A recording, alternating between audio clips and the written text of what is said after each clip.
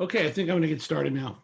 So I'd like to welcome everybody to the Medical Marijuana Awareness Seminars. Tonight's subject is one that I've been looking forward to a long time. It's called dosing, medical marijuana dosing. It's a subject matter that people talk about. I don't think they really understand. I know that they have difficulty figuring out how to practice it. And it's absolutely the key to really getting into using medical marijuana, not only correctly, but in many ways, cutting down that amount of time it takes you to get your life back. Dosing is again, there's not a lot of presentations and information on it, and I'm very pleased tonight to have two experts in this particular field, two of what I call best of breed pharmacists who really understand medical marijuana dosing, and really not only that, they apply it. They're part of the medical marijuana treatment clinics and have treated thousands of patients, and so they put their vision where their mouth is, and really helping people. So I'd like to introduce a couple of folks that I really enjoy working with. I'll start with Cameron Vance. Cameron, tell me a little bit about yourself and what you do. Hey, good evening. Thank you, Marc, for having me on tonight. Very exciting topic. I'm first and foremost, I'm a pharmacist. I'm also the Chief Information Officer at Medical Marijuana Treatment Clinics of Florida. I've always had a strong passion, honestly, for alternative medicine.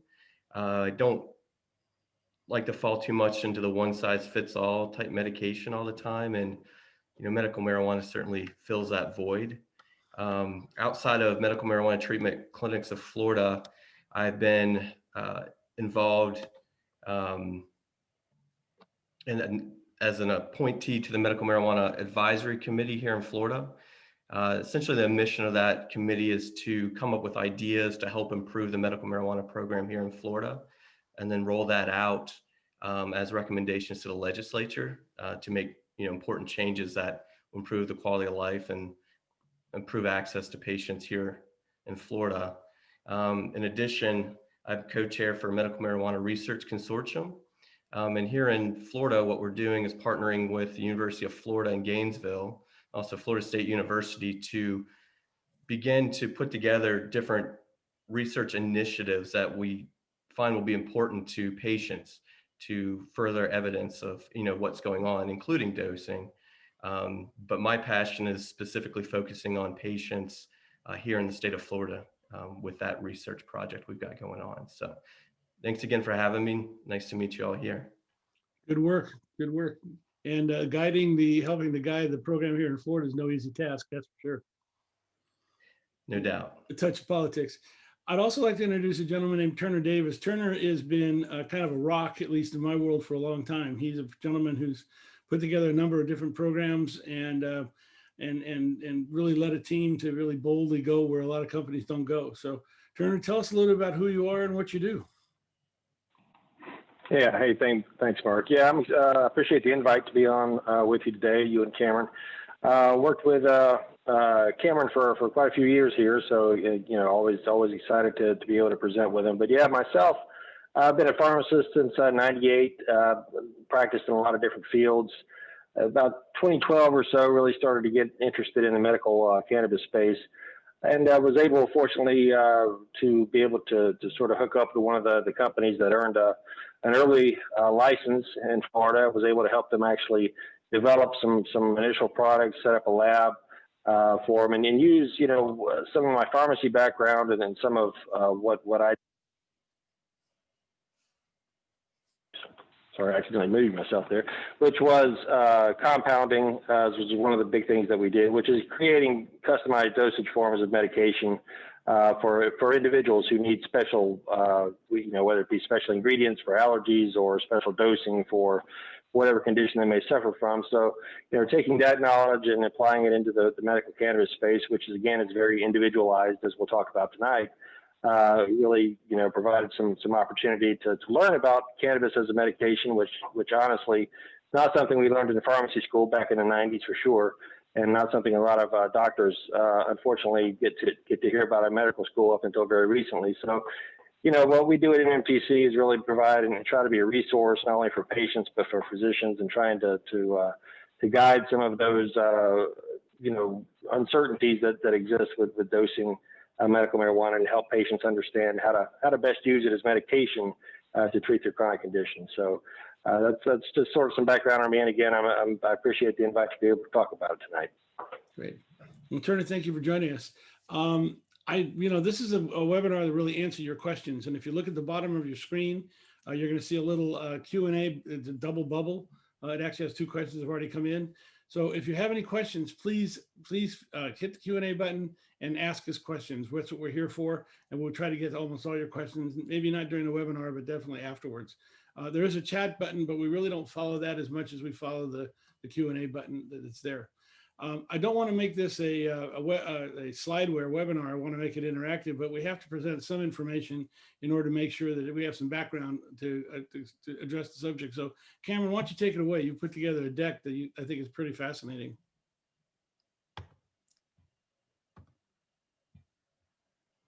Yeah, absolutely. We'll go ahead and get started here. Get my screen up. So obviously the topic at hand today is medical marijuana and finding your dose, which is, of course, if you're joining tonight, it's something that you've got a lot of interest in. It's definitely a touchy subject with a lot of different information that comes at you. And I hope, this evening we'll be able to get through a little bit of that background. I'll start out talking a little bit with you all, and then Turner's going to come in with some dosing concepts.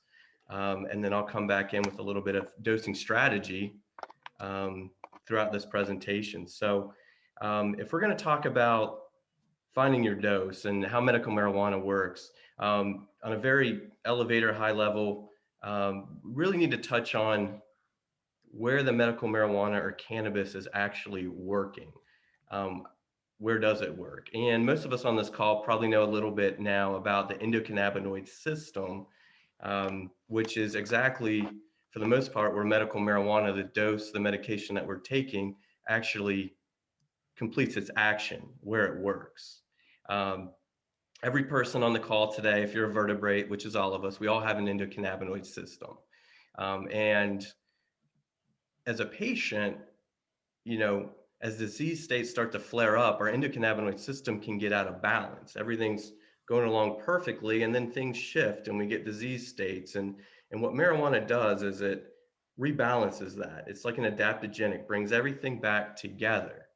We have lots of systems in our body. We have a cardiovascular system, and we're young, we're healthy, we're doing good. We've got great blood pressure, 120/80 or what have you. And all of a sudden, things get out of line, and we'll use a medication like maybe a beta blocker or lisinopril or something like that to help restore that normal balance. And that's the same thing we're doing here with medical marijuana in the simplest of terms. So now that we touched on that just a bit, within the medical marijuana, in the endocannabinoid system, to focus on where medical cannabis works, we need to really think about 3 things.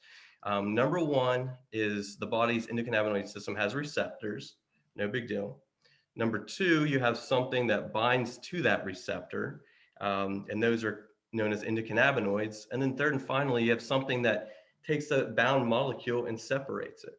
So right now, as we sit here in our chairs tonight, we have this going on in our body right now, binding, breaking apart, binding, breaking apart. And what happens with different disease states, maybe there's too much firing, which causes, things to get out of control down the pathway, or maybe there's not enough. We don't have a sufficient endocannabinoid system.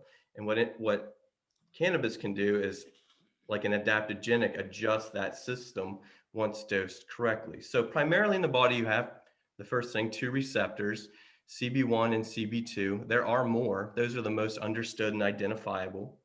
The CB1 receptor, shown here in green, is known to be located primarily in the brain and spinal column. It's also located in your liver, your pancreas, your GI tract. And then you have your CB2 receptors, which are highlighted here in blue. They're thought to be primarily involved in the immune system, the blood cells, the tonsils, the spleen, for example. And then on this slide, I'm showing you some endocannabinoids. So this is what binds to those CB1 and CB2 receptors happening in our bodies right now. AEA, which is an anandamide, and 2-AG. And then over to the right, you have FAAH and MAGL. Basically what those do, Those are the enzymes that break apart that bond. So it binds together, it breaks it apart. Happens again, sometimes fast, sometimes slow. And that's the third part of the endocannabinoid system. What's kind of interesting, back in the day, we learned about the endocannabinoid system in some ways by mistake. We had a drug called Rimbavant, which was a weight loss drug of all things. And they thought, you use cannabis, you get the munchies, you get hungry. What if we can block one of the pathways? We can slow that down. And they created this drug that blocked off that FAH mechanism. Well, what happened was they found quickly that these patients began to develop depression, and actually suicide rates went up. So the drug was immediately pulled from the market, black boxed, the whole thing. And we really, at that point, was one way we really understood how important it was to have a well-functioning endocannabinoid system. And there's a lot of research going on right now to look at how we can make more AEA chemicals and different things like that. But essentially, what medical cannabis does is it supports these different endocannabinoids and also the receptors.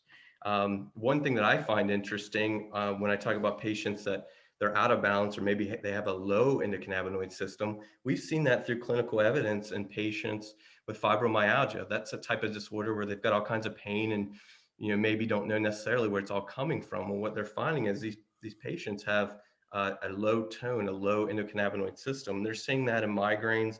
They're also seeing that in IBS, other situations as well. But the literature has showed us that the endocannabinoid system's involved in virtually all human disease states. So it's really a pretty incredible thing. As far as cannabis, and this is the drug we're targeting, what we're talking about tonight, what is it? We're all familiar with it.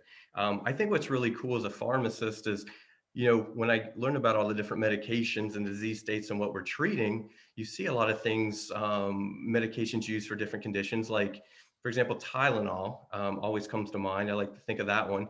And as good of a drug that Tylenol is, or as bad of a drug that Tylenol is, at the end of the day, with Tylenol, it's just Tylenol. That's it. It ends there.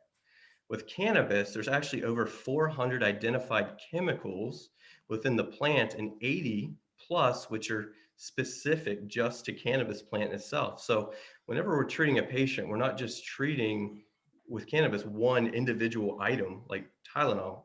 We have a plethora of things put together in somewhat of a cocktail, and the way they work together, and some people would say in harmony, is what makes, or synergy, what makes cannabis have so much potential, and why it works so well in so many different patients. THC, if you've been to a dispensary, most of us have heard that before. That's kind of thought of as the psychoactive cannabis chemical. Has a lot of strong, powerful anti-inflammatory properties, among others, to it. And a lot of the dosing is surrounding THC, and also CBD, which is another very powerful anti-inflammatory, great part of the cannabis plant, is kind of more or less thought of as the non-psychoactive chemical. It's almost like a yin and yang, and the way that they work together and interact in our bodies at the appropriate dose is, essentially what leads us on a path to getting better, getting our lives back, feeling better, doing better. Beyond CBD and THC, which is right now in Florida, it's definitely the main focus when you go to the dispensaries. But we're seeing a lot of additional chemicals mentioned on labels. Some of the dispensaries are putting out products like Delta 8 THC, there's CBC, CBGs. Those are variations of those CBD or THC. And within the plant, in your product, whether it's on the label or not, it's in there. And getting different varieties of those for some patients can be quite valuable. The other thing to think about with the cannabis plant and the over 400 chemicals in our final product that we purchased from a dispensary, what we know is terpenes. Terpenes are huge. Any of us that have used aromatherapy or anything like that, for example, my wife uses lavender around the house, we know that to be calming or soothing. Well, that chemical structure in lavender is essentially beta-myrcene. And beta-myrcene is a product found in a lot of different cannabis strains. You also have linalool from hops, very calming type products. Limonene, it's from lemons. Anyone that drinks wine, for example, whenever you're smelling a glass of wine, you're really smelling the terpenes. And cannabis has a lot of terpenes specific to it. putting those terpenes again together with the CBD, THC, and the right formulations can do wonders for a lot of people.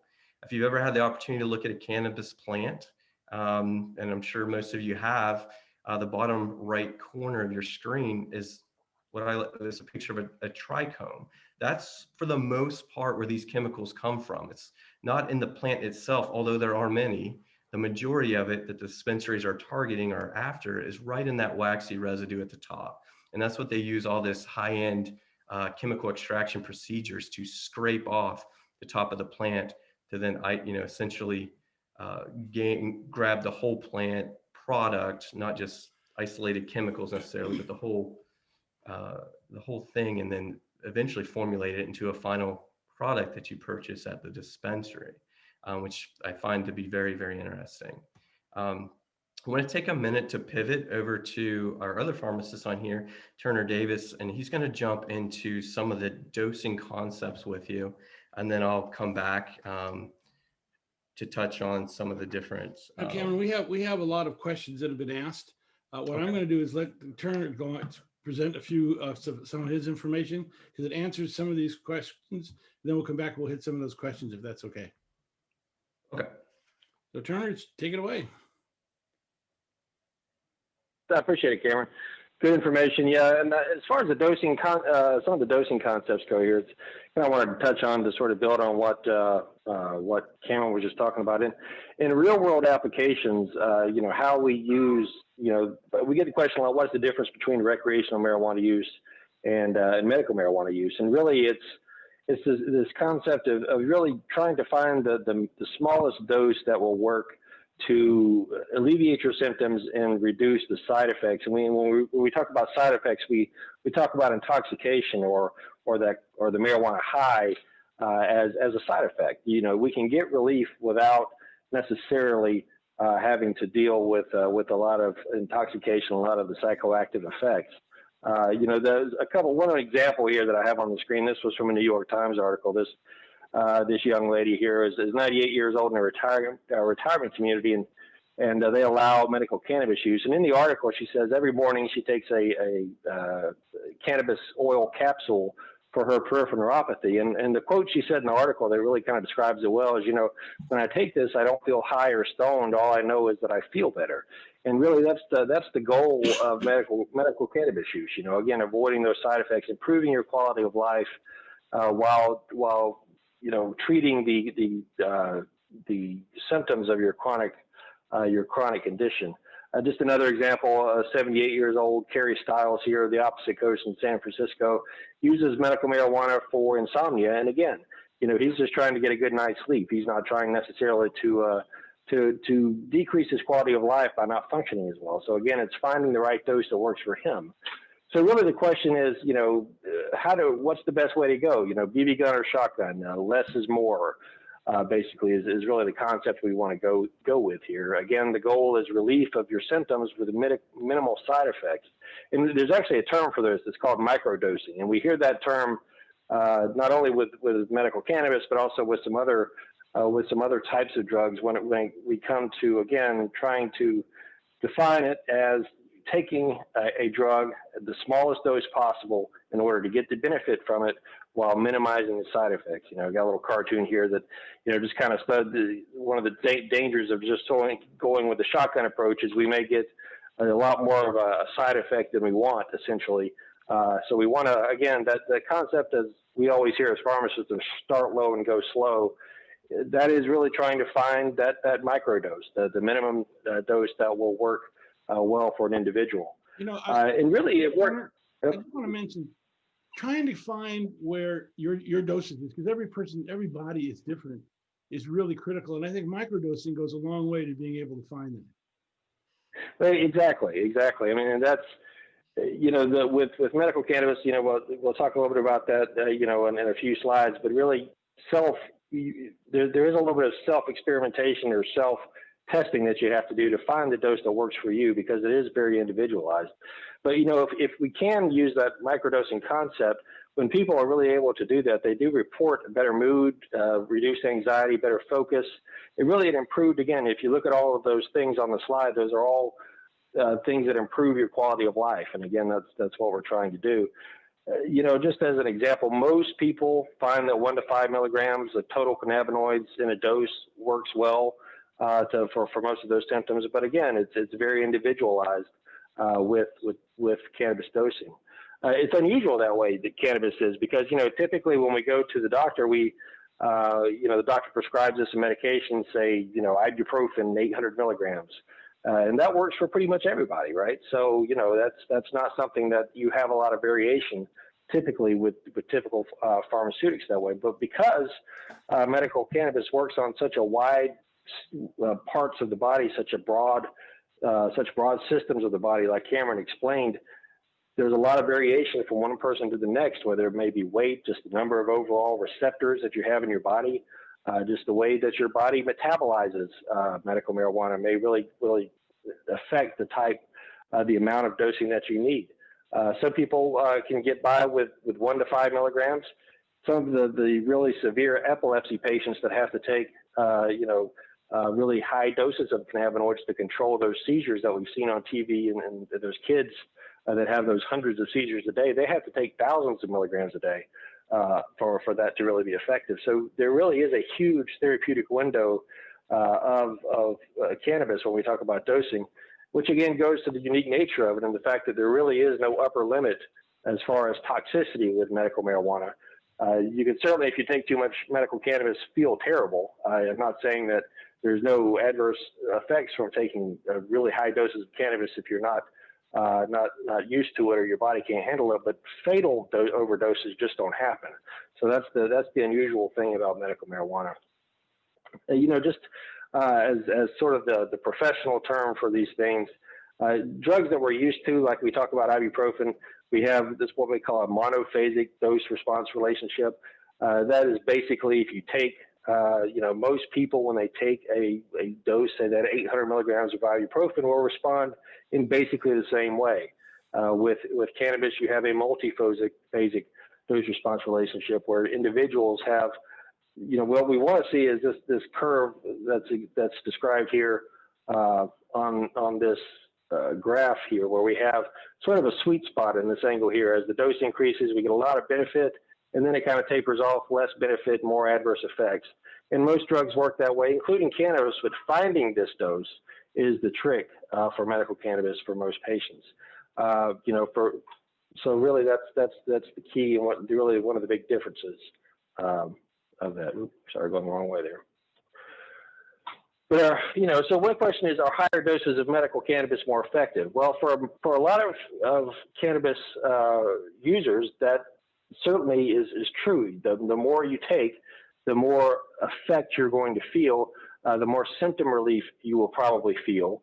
But the problem with that is you also have more side effects with that. And one other issue that we run into with really high doses, another reason we want to try to find the lowest effective dose for you, is that we want to reduce the possibility of tolerance that may happen by taking very high doses of cannabis for a long period of time. And, specifically THC, very high doses of THC for a long period of time can really cause this tolerance problem. And what happens with tolerance is, as you increase, you get a smaller benefit and more adverse effects. We see this with drugs like opiates, where you have the OxyContins. And we all have had relatives and loved ones that have maybe had cancer or severe pain, and we've seen over time that they have to increase their opiate doses to keep the pain under control. But what happens when they do that is they get more and more side effects, and the pain doesn't really decrease all that much as you go up, but you do get a lot more side effects. And that's really kind of once you hit this tolerance with state, that's really kind of what happens with medical cannabis. So we want to avoid that. And the way we avoid that is to use the least amount possible to control our symptoms there. So that's one way to do it. Another way to, the other consideration with that is the more you use, obviously, the more cost is involved. So with medical cannabis, we all know that the insurance doesn't cover it. The more cannabinoids are in a product, the more it's going to cost. So ultra high doses are more expensive and have more side effects. So again, there's a cost benefit for finding that microdose, that smallest possible dose as well. So here, again, we want to see sweet spot here, this optimal dose to find the where we want to be in cannabis dosing. The trick, again, like I said, is it's all very individualized. There has been some studies done, some really quality studies, double-blind placebo-controlled studies done on dosing of medical cannabis. Just one that kind of demonstrates this phenomenon of are higher doses more effective. They looked at 263 patients, and they gave them all different amounts of a THC and CBD combination product, 21 milligrams, 52 milligrams, and 83 milligrams a day, respectively. And what they found was that at 21 milligrams each day, those patients experienced significant improvements in pain levels, even more improvement than the 52 milligrams. And actually, at the highest doses, 83 milligrams, those patients reported that their pain was no better than placebo, but the adverse effects were much worse. So what that tells you is that the body, if you overstimulate that endocannabinoid system, you can actually get into the realm of doing more harm than good as far as your symptom control goes. So it was an interesting study that found that, and that also has to do with that interplay between THC and CBD and why that's important to use together. Why is this possible? Why, when we increase the dose, does medical cannabis start to become less effective over time? And like Cameron described, the endocannabinoid system is very sensitive, and it plays a very important role in keeping our body in balance and our cells in balance. And when those cannabinoid receptors become overstimulated, when the system itself becomes overstimulated, the cells try to protect themselves. And how they do that is they take those receptors, those CB1 receptors, and they will actually pull the receptors back inside the cells. We call this downregulation in pharmacy, where the receptors actually reduce in number because there's so much stimulation, so much molecule or transmitter available in the area. The cells protect themselves by pulling those receptors in, and when they do that, so those receptor levels diminish, the drug becomes less effective because there are less receptor targets for the drugs to affect. And this is where tolerance comes in. This is actually a microscopic picture of CB1 receptors, where you can see in slide A here that there are many receptors, and as the more and more cannabinoid, these are CB1 receptors, so as more and more THC is added, we see less and less receptors on those microscopic staining. So that's a visual representation and shows you a real-time example of how that tolerance happens. It's actually interesting when we talk about overstimulating the endocannabinoid system. I listened to a webinar a couple of months ago where they were talking about nutrition and the endocannabinoid system. And in the American diet, omega-6 fatty acids are very present in all of our food. And omega-6 actually stimulates the endocannabinoid system in a similar way that THC and CBD do. And by doing that, it actually causes our appetite to increase. So that's one of the reasons Americans tend, in the theory of this nutritionists, tend to overeat, is because our food actually overstimulates our endocannabinoid system, causing, increased appetite, even though we've already eaten. So that's why that balancing of omega-6 fatty acids with omega-3 fatty acids is so important, because it kind of reduces that appetite stimulation piece. So that's just one real-world example of how the endocannabinoid system plays a role and can upregulate, downregulate, and cause problems if we overstimulate it, however we overstimulate it. I mentioned, in that one study that it was important to combine the CBD and THC to get the maximum benefit. They have a lot of CBD and THC have a lot of overlapping things that they work together, as Cameron showed in that wheel. Whether it be pain relief or anxiety, benefiting sleep, they can really work together. But one key point of using CBD and THC together is that CBD actually reduces the psychoactivity of THC. So when it comes to microdosing and not trying to overstimulate those CB1 receptors, using CBD with THC can reduce the amount of THC you have to take to get the benefit. So again, it's all about finding that balance. But if we can take 3 milligrams of THC rather, instead of 10 milligrams of THC, then that's a benefit. So by using CBD, we can use a lower dose of THC. It enhances the activity, and we get rid of the unwanted side effects. So that's just one example of the way they work together and why it's so important to use them together to really stimulate the entire endocannabinoid system rather than just one part of it, with THC or one part of it with CBD. So, that's really why they work together so well. Since Cameron went over that, I'll go ahead and skip that slide. But, again, just a study to demonstrate this. They looked at 177 patients with cancer pain in this study. This was another double-blind placebo-controlled study. They used an oral spray of THC by itself, and then an oral spray of THC and CBD at an even ratio, 1-to-1. And both of these groups were allowed to increase their dose until they were comfortable with their pain relief. And the THC group ended up using an average of 27 milligrams a day, while the CBD and THC group used close to 60 milligrams a day. What that means is that's an even split of CBD and THC, so 30 milligrams of THC, 30 milligrams of CBD, but they had a much superior reduction in pain levels, as you can see in this graph here. The dark part here is THC with CBD. The lighter gray is THC by itself. And you can see that the majority of the higher the response level, the majority of patients found that in the combination product, where only less than 10% found more relief by the THC by itself. So again, that goes to show you the synergistic effect in that CBD and THC working together. Now, the downside of that is that you still have to use more cannabinoid, right? With CBD and THC, optimal benefits, but you may have a higher overall dose. And that's why our doctors and us at the clinics kind of, we really want our patients to use CBD and THC together, but we understand there's a financial challenge with using higher amounts of cannabinoid, whether it be CBD and THC, because they are expensive, so they are on a per milligram basis can be challenging to purchase them. So we know that THC products can only be purchased if you have a medical marijuana card in Florida. THC products are only available at Florida licensed dispensaries.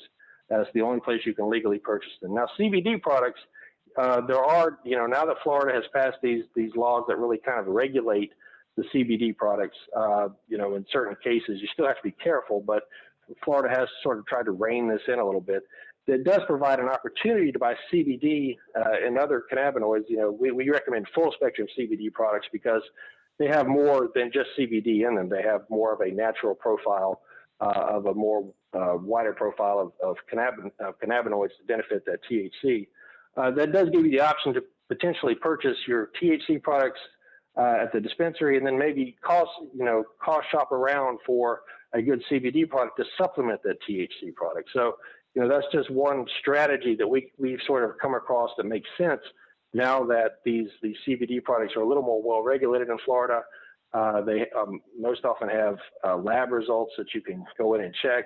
And that's why, at our clinics, we've actually started selling some of these full spectrum CBD products to really help patients have access to it, explain why it can benefit with the higher THC products, and just to understand, there is a cost benefit by using, even though you have to buy the bottle of CBD, you can actually stretch out your supply of THC as well as enhance the medical benefit of that you're achieving or that you're trying to achieve with a medical cannabis product. So just a quick cost analysis. So we look, at a typical market price of cannabinoids.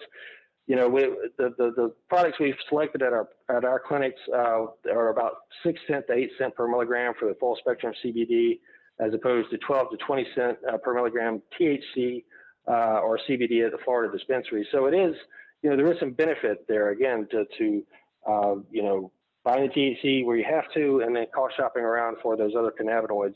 Now, that is an option you can pursue. But the biggest thing again is we really stress to patients it is important, if you want that maximum benefit, to use both of these, the THC and the CBD, and preferably the full spectrum CBD, so you get a full profile of cannabinoids to use along with your higher THC product. So, that's really at the end of the day, to find that macrodose, to find the lowest available dose.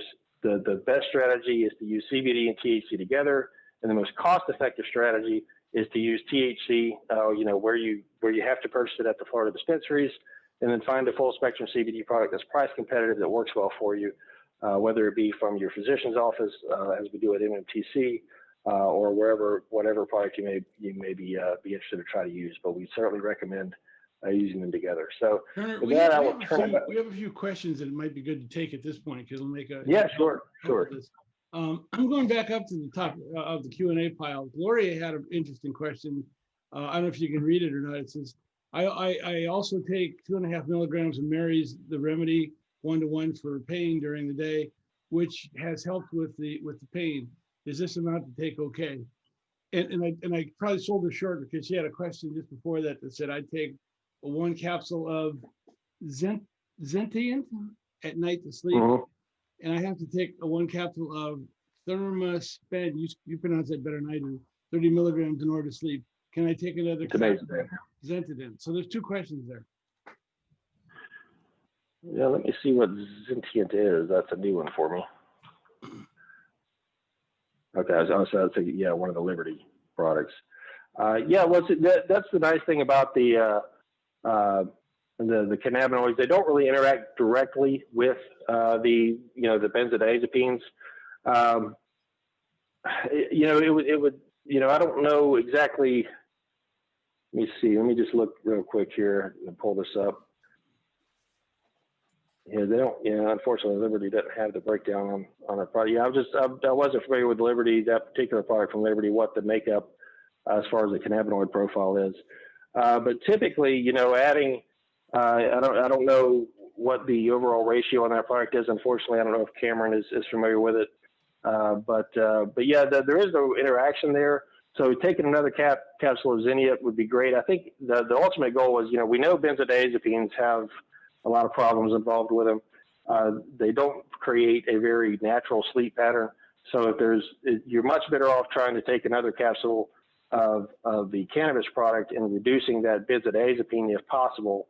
I think that would be the ultimate goal. So whether it be another capsule of Zentiant or whether, like I mentioned, adding a full spectrum CBD or some other type product like that to help get to sleep, I think is worth experimenting with in order to reduce that benzodiazepine use, which is a good goal. I think any time we can reduce that benzodiazepine, we're doing a good thing.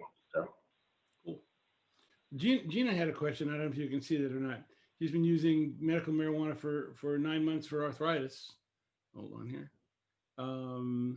She also gets migraines and hasn't been successful in stopping the migraines with medical marijuana. What would you recommend? Migraines are tough. They have a lot of different causes, honestly. So it's hard to say what's the root cause of the migraine. A lot of migraines are allergy related. A lot of migraines are hormone related. It can be a lot of different things with migraines. Again, without knowing exactly what type of medical cannabis is being used there, it's hard to know the adjustment to make there. But I would definitely recommend, speaking to the physician about that and say, hey, because this is really the challenge, is finding the right strain, the right dose, the right mix of cannabinoids for certain conditions. And it really is, again, when we talk about how individualized medical cannabis is, migraines are even more so. So you have sort of a double whammy there, trying to find what works for you on that. But yeah, that's definitely something you would have to try, probably a pretty wide combination of things to find what's working well for you there. So. But cannabis is good for migraines. The problem is you just got to figure out what the problem is and how to dial it in. That's such a broad statement. Yes, cannabis can certainly help migraines, but finding the right mix of cannabinoids and the right strain or product is the challenge there for sure. So. Right. So Turner, we want to go back to the presentation. Then we'll come back to questions. Yeah, well, I was all wrapped up there, so we can turn it back over to Cameron. I'll stop my screen share here. I got my screens all screwed up here. Why don't we grab another question then? Okay. Can you see the Q&A panel? Yep, I can. I have that up. Why don't you grab it? Just grab a question and go. Let's see. Yeah, which product and dosing is best for chronic insomnia? Definitely a mix of products I have found. I have tried. I have insomnia too on that, and I've used medical cannabis for that, and definitely I have found that the I did need a little bit higher THC level than CBD, but probably not more than, say, a 3-to-1 product. You still want a good bit of broad spectrum cannabinoids in there to get the maximum benefit. Because what I found is that with the extremely high THC products for insomnia, I personally have a little bit of a hangover with that the next day. So it really, finding a balanced product, works best with that. Even using melatonin or something like that on top of the cannabis can help, because really, we use our endocannabinoid system helps us to get a good night's sleep, and it's a very natural night's sleep. So the more things we can do to stimulate that entire endocannabinoid system, the better night's sleep we're going to be. So really, that would be, it's hard to recommend a specific product, but overall, a higher THC level than CBD, but not much higher, basically, is where I would go with that. So I think you're recording something out with your little teeter-totter here in the presentation. Do you have my screen here, Marc? Yeah, we do. Okay, I can go ahead and jump in here for a minute, and I think we can go ahead and take a pivot over to a little bit of dosing strategy, which is what Turner is essentially attacking here on these individual cases. Like Turner, I've been with the medical marijuana industry since day one in Florida, and we've seen a lot of evolution. And what's really awesome about 2020, which there's not much, but with this year, what's really great is that we do have a lot of products that have been developed over the last 3 years that are out there now. A lot of things we can turn to. As a pharmacist, dosing is important, and being able to understand your specific dose is crucial. What I recommend, and I don't want everyone to get overwhelmed with their specific dose and what should they do. It is important, and don't let all this information overwhelm you. We've got to step back, and I really recommend that everyone that really wants to dial in their dose start to create some form of a journal. Record what you've taken and how much you've taken. Again, what's great now is 3 years ago, I was getting calls all the time. Patients would, just like me or anyone else, they would pick up CBD product potentially at, a gas station, supermarket, something like that. And they would call in and say, hey, look, I need help. And I'm like, well, yeah, I'd love to help you. What are you taking? And it's, well, I'm taking a dropper full of this. Unfortunately, that's really difficult because number one, if it's a dropper full of one product and a dropper full of another is completely different. So really, if one thing I would take away from definitely from what Turner said from the evidence is CBD and THC are both crucial and show much more value being used together. But number two, try and focus in a little bit on your milligrams. Like, how many milligrams are you actually taking, and record that in a journal. I know it can be frustrating at times with dosing. Everybody wants to get better and they want to get better quickly. But unfortunately, slow and steady for the most part is going to win the race. Anybody that tells you, I know your exact dose, I know what dose you need 100%, they're misleading you to a degree because, like Turner said, everyone is so individualized, which is great. It's incredible. But it can make it challenging and frustrating as well when we're trying to get better. So the key is to start low, go slow. You've all heard it many times. And when I say that, like Turner showed in the presentation, you can do something like 5 milligrams of CBD and 5 milligrams of THC. So 5 and 5, a 1-to-1 ratio, equal parts, and do that 3 times a day. And when you start doing a regimen like that, maybe you want to start at 4, maybe 5, maybe 6, it's all fine. When you start doing a regimen like that, keep that regimen consistent for a week before you change anything. I find out all the time from different patients, men, I always say, are the worst. They took a dose, they didn't feel anything, and so they just doubled it or tripled it. So then we're always just chasing it around. We're not sure where to go. Slow and steady. What's the reality is there's 2 advantages to you as a patient. If you start low like that and go slowly, okay, what your body's doing is you're turning on more receptors. Like you're making your body more receptive to it. And lower doses can achieve a clinical benefit. Turner showed you that U-shaped curve, and it's true. If we all of a sudden take a bunch, a lot of times, like Turner said, the body turns off these receptors. So you need more just to get that same level you would have gotten. Now, if you've done that and you've been taking high doses and all that, it's okay. It's nothing to freak out about. Everything's fine. You can take what they call a drug holiday. A lot of people recommend taking a Saturday off every couple weeks to let the body just kind of reset a little bit. And by doing that, you're letting your receptors reprime, and they're going to be more receptive to that cannabis dose. So definitely keep a journal. Don't get overwhelmed. Start low.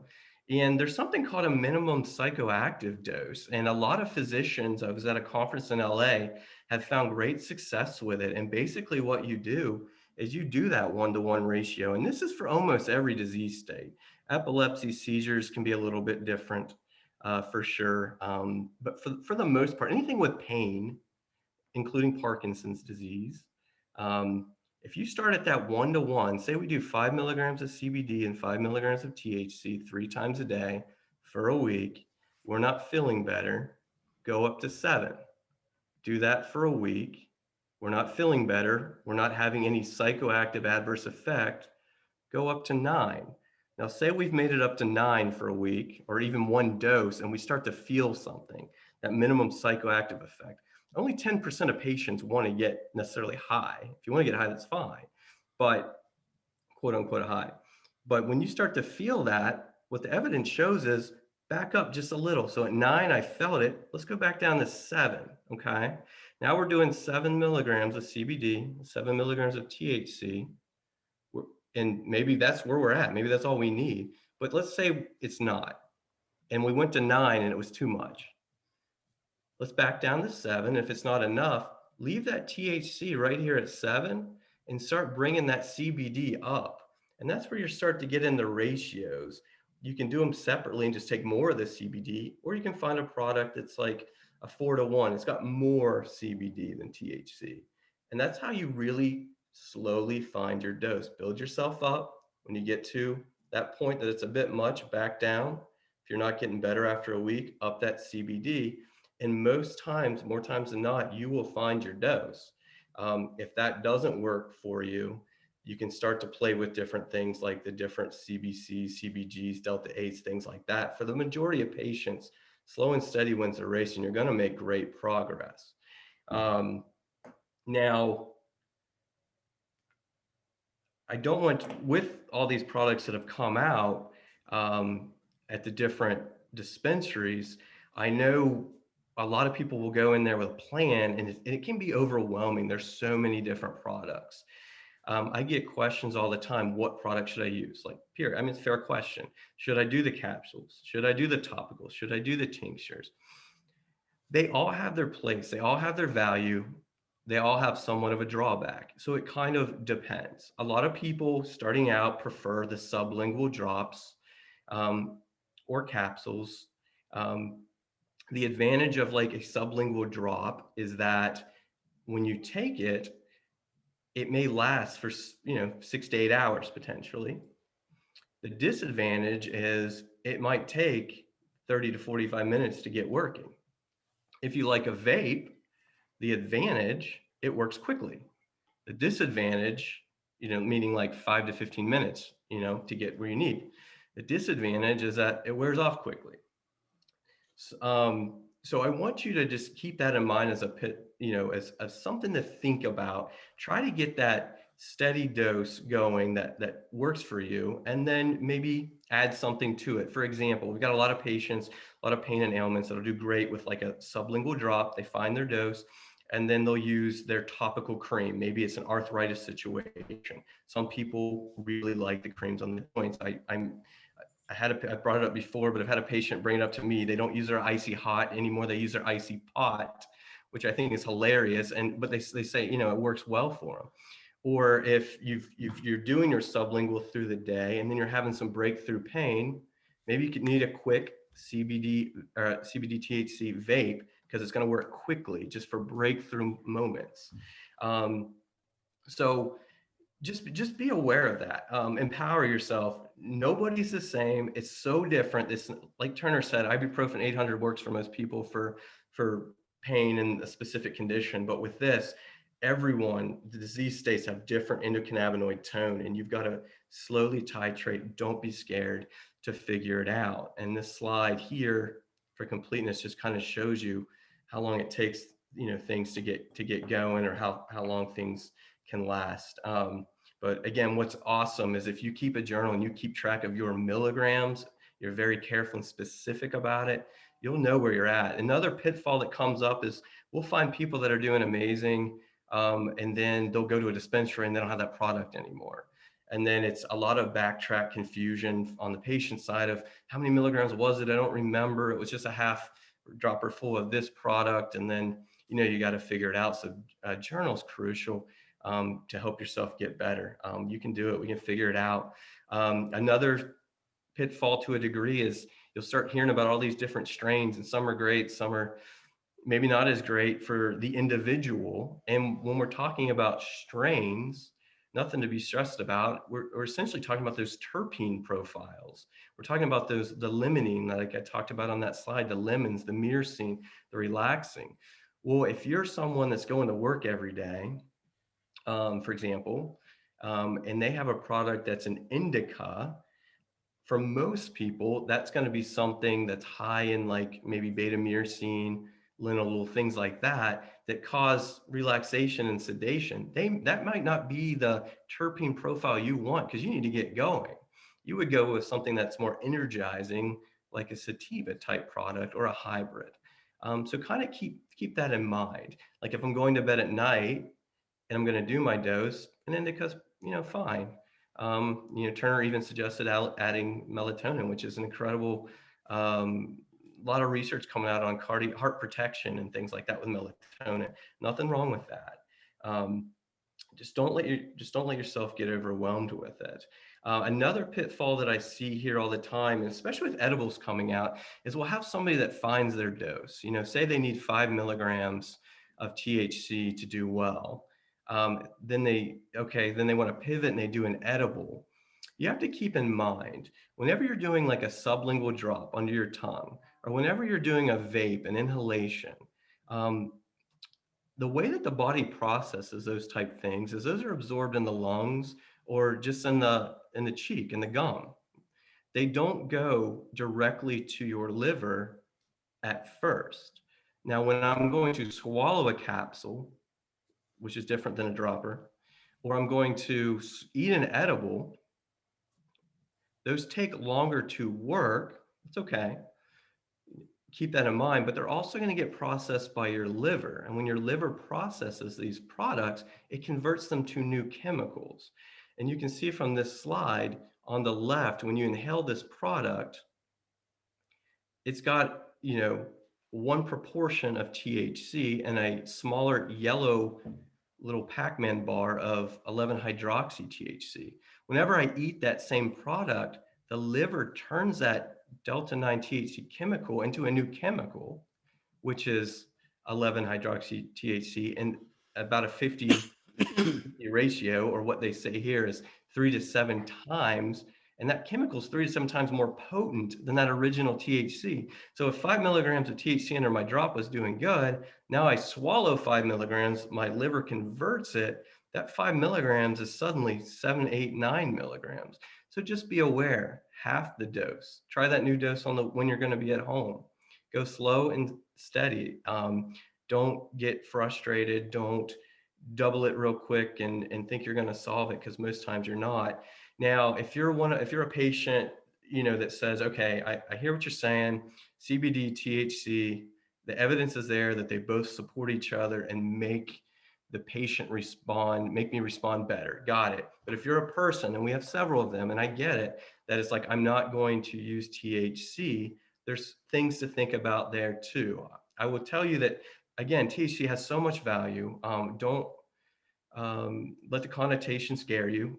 For some people, I like you think of the adage, because I have a sip of beer, I don't get drunk. Because I have a sip of THC, I don't get high. But if you're one that, THC is, you're just not going to do that. that's okay. You're going to want to look for a full spectrum CBD product that's a higher percentage of CBD only. Because when you go to a medical marijuana dispensary, they're going to give you a full product of CBD. It's going to have a little bit of THC in it. If you buy a full CBD product, it came from a cannabis plant, it's going to have some THC. So when you're talking to that dispensary representative and say they tell you that for every 10 milligrams of CBD, you get 1 milligram of THC, note that in your journal. But remember, when you go up to 20 of CBD, now you're getting 2 milligrams of THC. When you go up to 30, you're getting to 3. And as you get higher, that THC level can catch up with you. So if you're going to be going straight CBD, look for the highest, maybe not 10 to 1, maybe 15 to 1, the highest you can find of more of the pure CBD. And also patients, it's hard to talk about every disease state in this webinar, but we'll have specific webinars for different conditions. Of course, somebody with like seizure disorders, things like that, those patients, there's evidence that they do well with THC for sure. But there's a lot of evidence that they need higher levels, like Turner mentioned, of CBD. So that THC portion, it will catch up with you, and you need to be aware of it. And if you're tracking it and journaling it, you'll know where you're at. And go slow and steady. Don't let it overwhelm you. Start with maybe 5 CBD, 5 THC, go to 7, go to 9, back down, and then ramp up your CBD if necessary. And most patients will do great.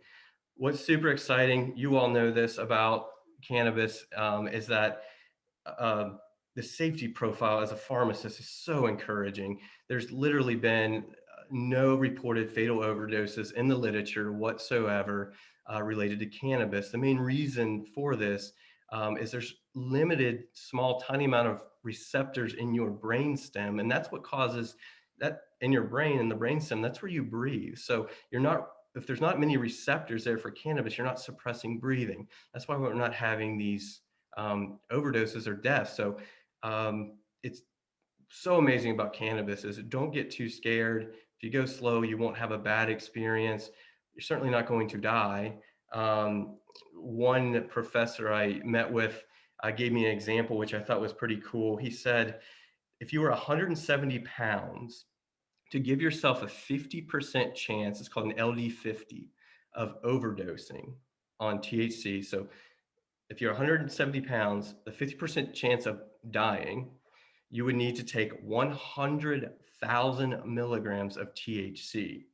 And to make that more realistic, he said, now look, if you had a brownie with 1,000 milligrams, 100 milligrams in that brownie, which is a lot, you would have to eat 1,000 brownies in one sitting to get to that LD50, which it would be remarkable. It's not going to happen. So I want to encourage you to don't get overwhelmed at dispensaries.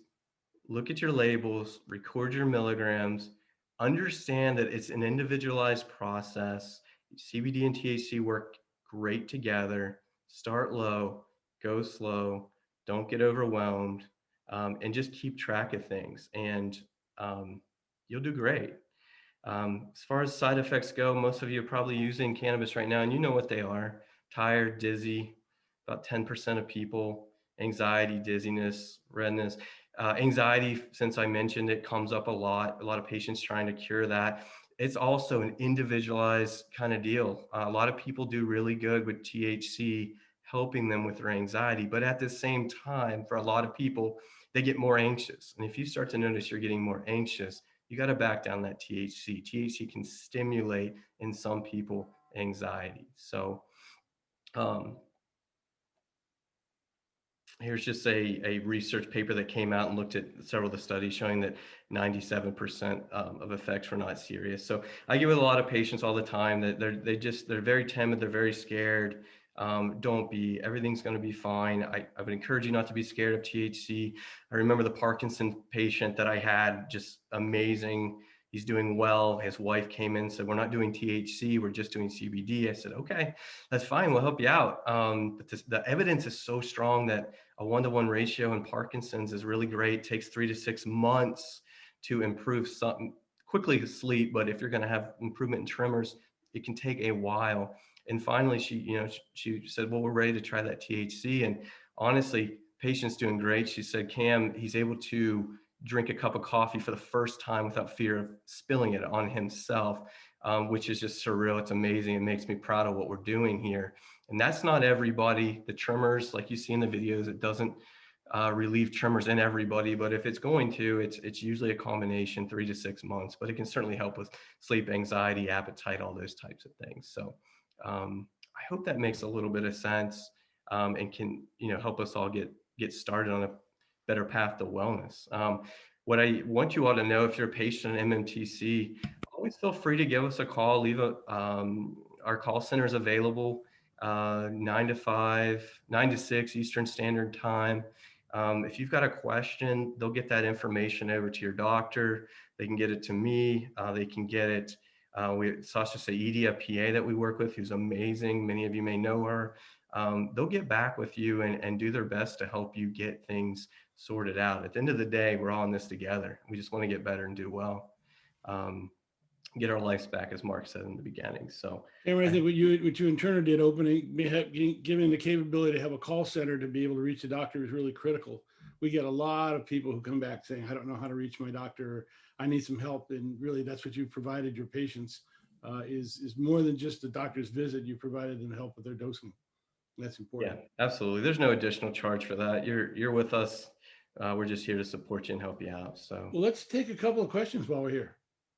sure. Do you see the Q&A panel? Okay, so great. See a question here coming in from Griffin about CBD products in general. So Turner mentioned, at the end of the day, I want you to remember this: CBD is CBD. The products that you're going to get from outside of dispensary vendors likely is going to come, well, it is going to come from a hemp-based product, which is a derivative of marijuana. But at the end of the day, CBD is CBD. It's just important that you get a whole plant CBD, a full spectrum CBD. A lot of these vendors sell isolates because an isolate means is they basically strip everything away, all the terpenes, everything that goes with it, THC, and just make an isolated chemical. Well, the evidence is very convincing that having those other products in there is valuable. And also, when they strip away those things, they can change the chemical structure of CBD a little bit. And instead of getting a linear graph of like, I take a little bit, I'm getting better, better, better, you can get this inverse, really weird U shape from isolates. So you want to find a CBD product, dispensaries, if they have it, definitely. mybotanicalwellness.com, you can check that out. But a product that is going to have a certificate of analysis involved.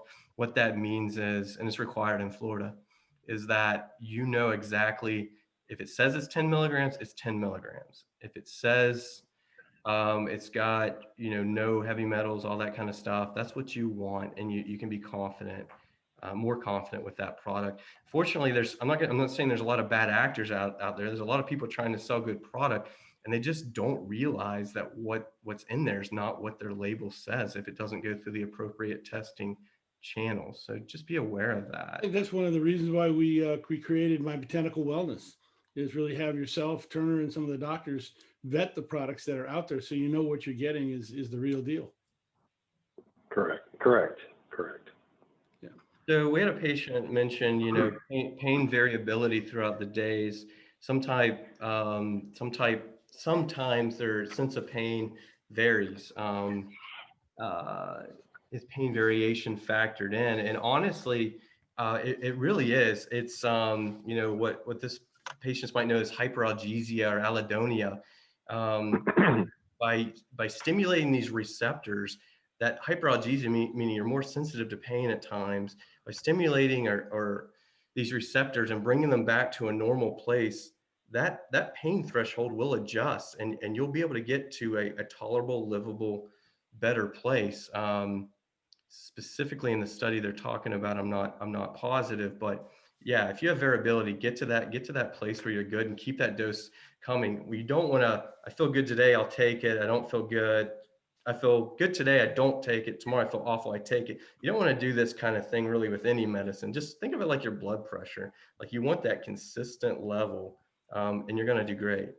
But all this back and forth, short term, it's fine. Long term, it's not helping you. And honestly, the antioxidant properties of cannabis and things like that, maybe cardioprotection, the long-term benefits for preventing different conditions like Alzheimer's and things like that. I mean, honestly think it's essentially going to be in a multivitamin one day, at least CBD. So think of it a little bit. Yeah. Yeah, I got a question that I typed earlier. A patient had arthritis and was asking the best way to do it. And it is important, again, that daily dose, taking it like a supplement, because it's really the only way you're going to get the inflammation under control and get the benefit of anti-inflammatory effect of the CBD and the cannabis is to take it every day. You're not going to reduce inflammation by taking it once a week. So. Turner, maybe if you could comment, I'm seeing a lot of questions in here about full spectrum, and how do you know if it's full spectrum versus isolate? Yeah, that goes back to that certificate of analysis, that you mentioned. One, look at the label; it needs to say full spectrum on the label. But then two, if you're buying it online, or even if you're, again, like Marc mentioned, we offer a couple of full spectrum products that we vetted very carefully, so we're confident what's in the bottle before we offer it to our patients. But for those, if you're buying something online, one, I would recommend trying to find a provider, even if it's online, that is based in Florida, because they do have pretty stringent rules in place now to make the sellers justify, or make sure what they're selling is correct. And the producers to do the same. But they should all have those certificates of analysis attached to them, which should show some level of the different cannabinoids in the product. So that's really about the only way you can really feel confident that what they say is in there is that they have that lab test. So. Okay. Awesome. There's a question in here. Does Florida have drug with melatonin? What I think they're getting at with that is, do they have like a CBD combination with melatonin? Actually, it's a formulation that I've worked with Turner to help develop. We actually have a product like that, and it's available in a gummy. It's actually a sleep product. It's got melatonin, CBN, and CBD in it. Available at most of the medical marijuana treatment clinics. If you don't find it there, or if you just want to give the clinics give MMTC a call at 850-906-5000. They can work with you to get you some of that shipped out to you. There's a question here about, he calls himself a lightweight. We're all lightweights in the beginning, for sure. He takes only a minimum amount of THC. He usually sticks with 1-to-1 ratio. However, at this strength, he's finding that his stomach can sometimes hurt. He's tried different dispensaries, same effect again and again, okay, so that can certainly be frustrating. I hate to hear that. GI disturbance is definitely one of the potential adverse effects of cannabis. One of my thoughts would be, what type of think about this. What dosage form have I done? Have I considered a patch? Has it always been an oral dose and it's in my stomach and that's why I'm getting nauseous? So I would definitely think about that. If you've tried all different types of dosage forms, you're still having those types of issues. I would isolate to probably just a CBD product, see where you're at. It's the same situation, flip maybe to a THC product. THC and CBD can treat nausea, and there's some THC specifically has been used by itself before, but evidence shows both are effective. So you got to isolate to the dosage route and isolate to one or the other chemical by itself, weed that out, and hopefully you'll be on your path to feeling better. Turner, let's see, is all CBD good for epilepsy? And so when you're using any form of cannabis, drug interactions are minimal, but if you're on a type of epilepsy type medication, or even Coumadin, or a medication, which is not for epilepsy, but anything that has a narrow therapeutic window, phenytoin, for example, you want to, as you're increasing your dose, you want to be open with your doctor, letting them know that you're doing it, because there's not strong interactions, but it can throw off your blood levels a little bit. So think about that. But yeah, most studies are showing, there's so many different types of epilepsy, but most studies are showing the calming of the firing of the nerves in epilepsy in general with CBD. Usually, unfortunately, it's higher levels with a little bit of THC, so like Turner mentioned. So when I say that, general dosing principles, if you want to write this down, they say like a 0.5 milligram per kilogram per day. So if I weigh 200 pounds, let's make it simple. If I weigh 100 pounds, that's roughly 50 kilograms. So it would be 25 milligrams a day. So it's a 0.5 milligram per kilogram. You divide that into 3 doses. You do that for a week, then you bump it by another 0.5 milligram. You double it essentially. Use that for another couple of weeks. Bump it again, and you can get into pretty high doses. Turner mentioned doses in the thousands. A lot of times 250 to 300 I see of CBD a day. We've had lots of patients much lower. I'm talking like 25 to 50 milligrams do great. So unfortunately, everyone's different, and that is such an individualized question. But CBD from the dispensary whole plant is what you want. You want a little bit of that THC in there. Difference between milligrams and milliliters. Maybe Turner, if you don't mind touching on that, that might cause confusion when they're reading milliliters on their dropper. You have any thoughts there? Yeah. So there's several numbers you have to pay attention to on medical cannabis product, especially when you're looking at those oral drops. So really any product that can get a little confusing. So number one is you have the ratio, right? The amount of CBD to THC, 4-to-1, 5-to-1, whatever it may be. Number two, you have the total amount that's in the bottle, which would be, for example, if there's 3,000 milligrams of cannabinoid in the bottle, you'd have to divide it out to get how much THC, how much CBD. And then there's a concentration, which is how many milligrams per ml or volume is in each dropper. So, if the bottle says there's 20 milligrams per ml of 4-to-1, I'll make it easier so I don't have to do math in my head. If there's 20 milligrams of cannabinoid per ml and it's a 1-to-1 product, then you're going to have 10 milligrams of CBD, 10 milligrams of THC per ml. So if a 0.5 ml, you'd have 5 and 5. So that concentration is important because that tells you how many milligrams is in each 0.5 ml or ml of product. So concentration is very important when you're talking about those liquid products because that's how you dose them. It's the constant, that's one more factor to kind of think about when you're doing it. It's not just the ratio of THC to CBD, it's also the concentration, how many milligrams per ml of a product. So a milligram is a weight. You can think of it like a powder, and an ml is a liquid. You can think of it like, a drop of water, and how much of that powder is in the drop of water, basically, is what we're talking about there. So.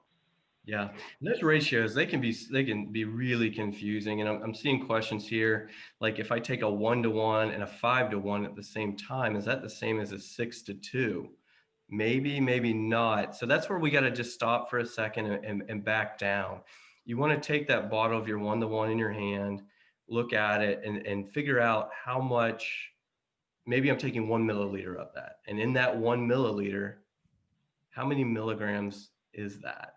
So maybe it's 10 milligrams total. So 5 milligrams of CBD, 5 milligrams of THC.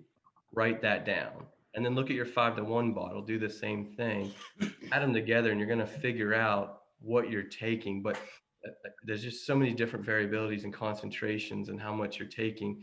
That's where people get overwhelmed. Focus on the milligram, focus on one thing. And when you bounce between dispensaries, a milligram at Liberty and a milligram at Move, a milligram at Certera, and whoever I'm leaving out, it's a milligram. It's the same. So let's stick with that. They can help you figure that out. We can, of course, help you figure that out too with more information. It's really hard to, unfortunately, to do it without seeing it sometimes. They're asking about thoughts on 1-to-1 flower at the dispensaries, which is a great question. Unfortunately, I'm not seeing any of that right now. A lot of these dispensaries are really pushing for, there's so much misinformation for medical patients on true medical dosing, high potency, high concentration, THC flower. Say you have 100% THC flower, that's okay. And then say you have 50% THC flower. Well, one puff is the same as two puffs of the 50% one. You know what I mean? So getting high percentages, high concentrations, great. You just got to figure out that milligram. And if you're going to do flower and you're going to try and get CBD, there is CBD in there. It's going to vary on the strain. Have them help you or look at the label, figure out how much CBD is there, but likely, honestly, you're going to have to supplement it with a CBD product because it's going to be minimal so far from what I've seen here in Florida as far as CBD goes.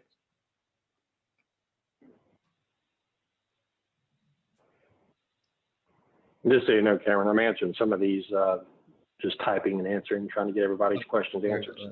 All right, I'm not as tech savvy. I'll pause and then I'll let you answer. You want to grab one and answer it? It says, why do the tincture bottles list total milligrams rather than milligrams/milliliter for each component? Typically, it's honestly, that's a cost thing. It's easier to calculate the cost because the cost really breaks down to what's the cost per milligram in the bottle. So for people that are just trying to price compare one product to another, it's easier to get the total amount of cannabinoid in the bottle than that's the quickest way to do a cost calculation. So there's a question that Julie brought up that said, are the effects of medical MM and CBD cumulative? I assume they mean medical marijuana. Yeah, if you're talking about cumulative as in, as Cameron talked about, keeping your endocannabinoid system fully engaged, it's important to keep a baseline of cannabinoid in your system. So basically your endocannabinoid system always has that supplement there available to use if it needs it. So again, we talked about blood pressure medication. You could also talk about vitamin A or, a supplement like that, where it really works best if you have if you take it daily, so it's available to your body to use. So, when you say cumulative, it's more, I guess in a way it is, because you're really trying to maximize the engagement of your endocannabinoid system. And the way you do that is to continually take a baseline dose of CBD, THC, and those sorts of things to maximize the therapy. So the cumulative, as far as making the side effects worse, no, you don't. It doesn't build up in your system that way. No. Cameron, one of the things that I did was I had, my situation where I had back pain from an auto accident and I had herniated discs in my back and my neck. And what I did was I tended to look at a series of products that addressed the pain.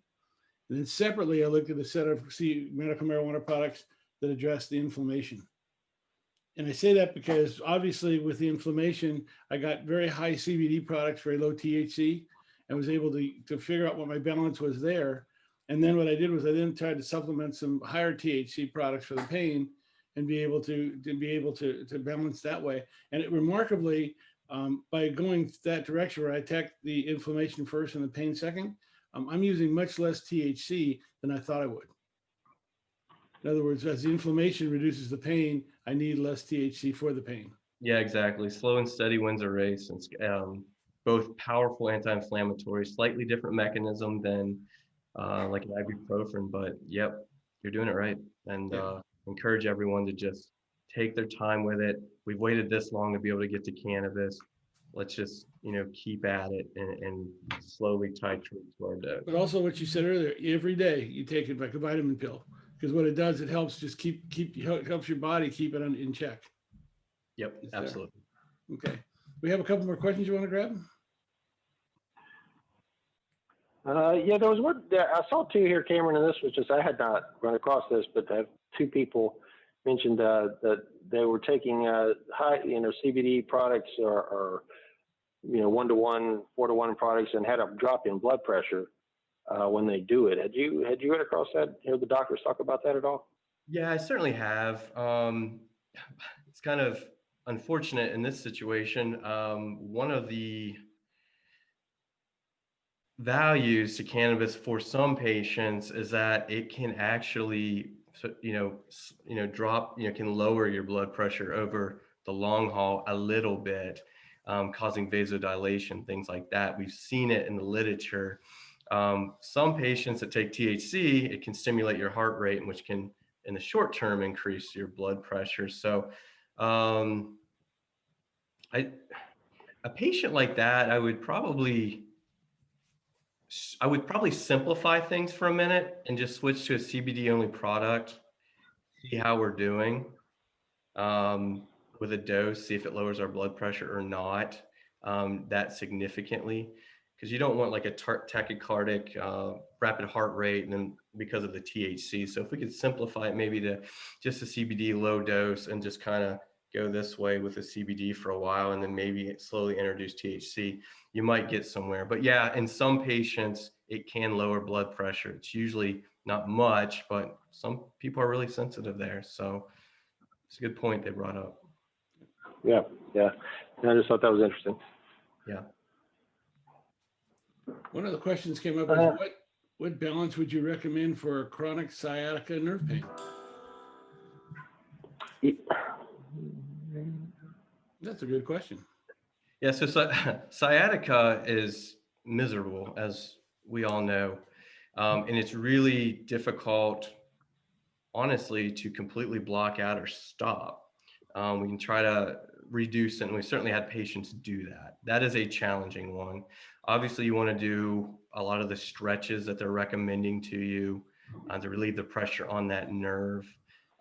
Again, that's going to be, that same one-to-one, because what we're doing is the body's sending all these signals of abnormal firing, of pain, telling you, I'm hurting, I'm hurting, I'm hurting. Well, when we can introduce and stimulate the endocannabinoid system, we can shunt or slow down that firing that's, giving you the pain. So go to one-to-one, slowly titrate, see if you can get there, get to that minimum psychoactive effect, stop, ramp up that CBD, or depending on how experienced you are, some patients will kind of ramp up that THC a bit more on an as needed basis when they're having those flare-ups. But that sciatic pain it's a tough one. I'm just going to be honest with you. And I think using CBD for the inflammation helps quite a bit, especially with the sciatica problem. It absolutely does. It calms the nerve fibering, helps relax everything, anti-inflammatory. Yeah, I mean, but when it hurts so much, your tendency is to head to the THC. In reality, the best thing to do is to head to the CBD. It's almost the opposite effect. In most patients. Yeah. There's a question here from Bailey. It says, what do you suggest for people who with low blood pressure? I think that was a question that was brought up earlier. I think you addressed that one, didn't you? Yeah, you may want to refresh that, Mark. I think I've gotten several of those. I think I'm only showing eight questions still open. So yeah. It says, what is the best way to smoke, considering how many times, how many milliliters, etc., for symptoms that are related to panic attacks and anxiety? So if you decided that you want to smoke cannabis, vaping cannabis, not necessarily from a vape pen, but you can take the flower, so you get all the products. They've got those volcanoes, different devices, so that you can actually vape the full material is honestly the best, safest. Anytime you burn anything, I'm not saying it causes cancer or anything like that, but just like, the gristle on a steak that's black and you eat, it's full of oxidants that as it burns up. So if you're going to use flower in a perfect situation, you would vape it. If you are going to smoke it, that's fine. You just got to be aware that anxiety, so you're doing it probably when you're having anxiety attacks. So you're trying to abort what's happening to you instead of preventing it by having a baseline there all the time. So you're essentially just chasing it all the time, probably. And if you're using flower, you're using THC, that's fine. Some patients, it makes that anxiety even worse. getting on like a stable dose of a CBD THC would be pretty great. Sublingual drop, and then a as needed flower. You know, if you get above baseline, just don't get too carried away sometimes with the THC unless it's working for you, because that can rebound stimulate anxiety. One question that came up is what percentage of CBD versus THC would be best for sleeping? Yeah, I had mentioned that earlier. That you know, it seemed, you know, again, it varies. You certainly need the THC, I think, to THC seems to make you sleepy, and the other cannabinoids like the CBNs, those sort of help keep you asleep. So really, you want to have probably you know, 4-to-1 ratio, maybe a 2-to-1 ratio of CBD to THC, something like that. And edibles seem to work. Edibles and oral dosage forms for sleep seem to work better than smoking and some of the shorter acting dosage forms, because they help keep you asleep all night. And as they metabolize, the way your body metabolizes them, they just have longer action when you're taking them orally, which, you know, for pain control, you know, for something you need to work quickly is not great, but for something like sleep where you need it to last all night, that's probably, you know, selecting the correct dosage form is important in that as well. So yeah, I would definitely recommend an oral dosage form for insomnia. That you would take it, and you would take it about an hour before bedtime. They do take a while to kick in, but once they do, it does last all night. So. Right. One of the other questions that came up is how can medical marijuana help someone with who has ADHD or ADD? Yeah, so we definitely have several patients with ADD that have gotten on cannabis, and they report to us that they're doing very well. I think it's a lot of, again, these are more of the 1-to-1 ratios, but calming some of the hyperactivity, some of the anxiety. We've got a few children definitely on it, a CBD only regimen doing well. We have some adults for sure doing a 1-to-1 regimen. And it's the whole idea of balancing out that abnormal neuron firing and restoring balance.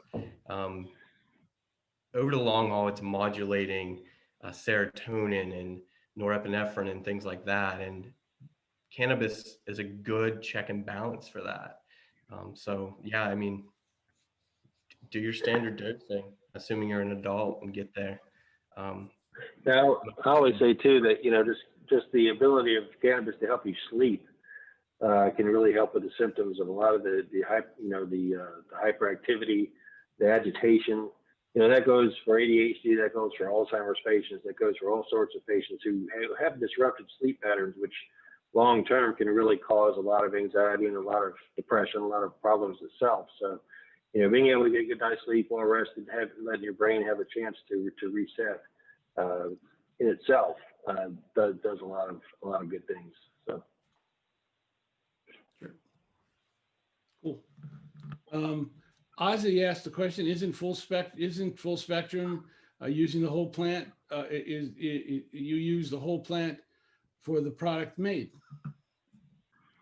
Isn't that true? Not necessarily the whole plant, but the whole, you try to, you know, the whole extracted oil from the plant. So, you know, it's still largely a CO2 extraction process. But instead of extracting the individual cannabinoids from the oil, which can be done, which is done a lot of times to make those ratio products and things, you're trying to preserve all of the terpenes, all the cannabinoids, the natural cannabinoids that are in the plant, rather than trying to isolate certain ones. So, you know, when you say whole plant, it's not necessarily leaves, stalk, the whole, you know, like, you know, if you think of something called Rick Simpson oil, they actually use the entire plant, stalk, everything, you know, throw it in some alcohol, extract everything in it.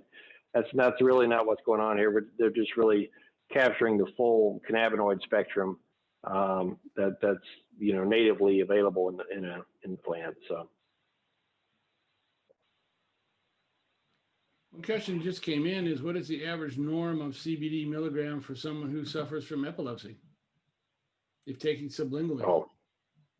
It can vary. There's not a norm. There's really not. It can vary wildly on that. So yeah, it's like I said, it can be.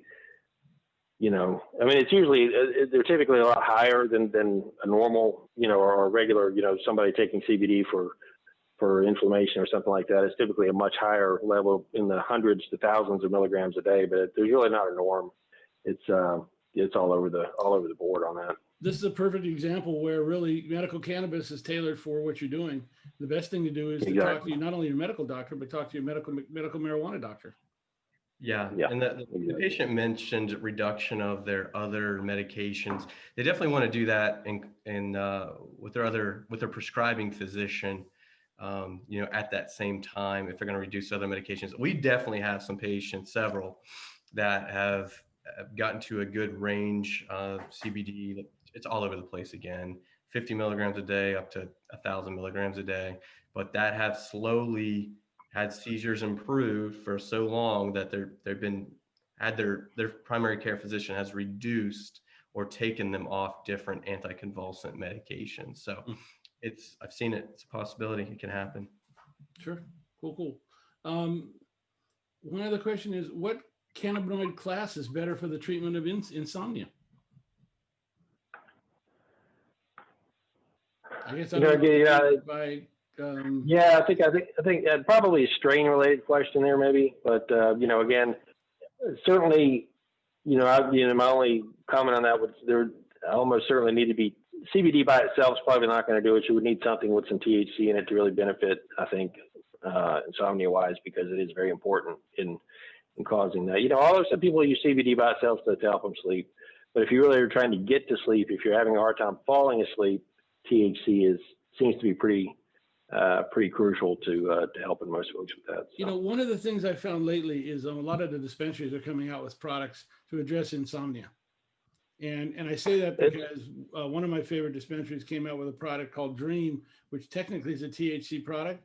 Because of the way they arrange the terpenes and because of what they did, it's great for sleep. So absolutely. Like Turner said, focus on the terpene profile there with THC. Look for your indicas. You don't want to take a sativa, which has a terpene profile, the way they market it, to kind of, keep you awake.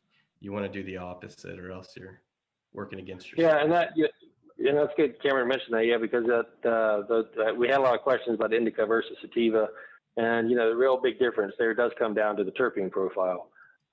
In that, and specifically the amount of myrcene, which is the lavender oil terpene that's in a strain that defines whether it's an indica or sativa, which is how how calming it is. That is a very important aspect of it. So one of the last questions, because we're running a little bit out of time, is what effect does medical marijuana have on essential tumors? Does it help? I think they're talking about essential tremors, Turner. Yeah. Oh, you can go ahead, Cameron. You can go ahead. Yeah. So again, lots of patients. Actually, I have a video of one of our patients that had essential tremor.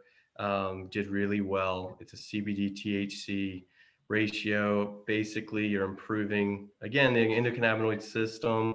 You're preserving dopamine. It's a 1-to-1 type ratio to get started. A lot of people with essential tremors doing well. It's definitely a category where cannabis needs to be part of your regimen. Look for your 1-to-1 CBD THC in that condition. Cool. Cameron, why don't you turn off the screen sharing and we'll sign off. How's that sound?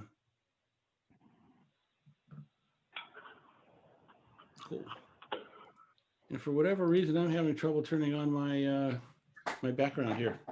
So I guess what we'll do is, so we've answered most of the questions. Do you gentlemen have any wrap-up remarks you want to make? I just want to thank you all for having us and hosting us tonight. Just be aware that if you're one of our patients, you're with us, we're in this together. Give us a call. If you have any trouble, we'll connect you with the right personnel, 850-906-5000. we've almost made it through 2020. So Yeah, absolutely. No, we appreciate the opportunity to answer questions, and a very engaged audience. We always appreciate that. You know, it's something we enjoy talking about and enjoy educating on. So, you know, we look forward to doing it again. Well, Cameron and Turner, thank you for this. This is not an easy subject to discuss. In fact, I don't know of a lot of people who go out and discuss it in public. We haven't seen a lot of seminars in this area. I want to thank everybody for attending. As you know, you'll be getting an email after this webinar. It'll give you a copy of the video. I'll give you a copy of the presentation and all the reference material. And naturally, we're available to answer any questions. Next week will be the final webinar that we're doing for our webinar series. It'll be on cancer. We have a very interesting speaker, Jennifer from TrueLeave, who is actually a cancer survivor. And she'll talk to you about cancer and medical marijuana. The first webinar we did with her was very successful. And if you have any questions or concerns in that area, please join us. So again, for everyone, thank you very much for joining us. Cameron and Turner, thank you. And of course, in the background, Lee and Deja, thank you for the work you do. So everybody have a good evening. Absolutely. Thank you. thank you. Thank you, guys.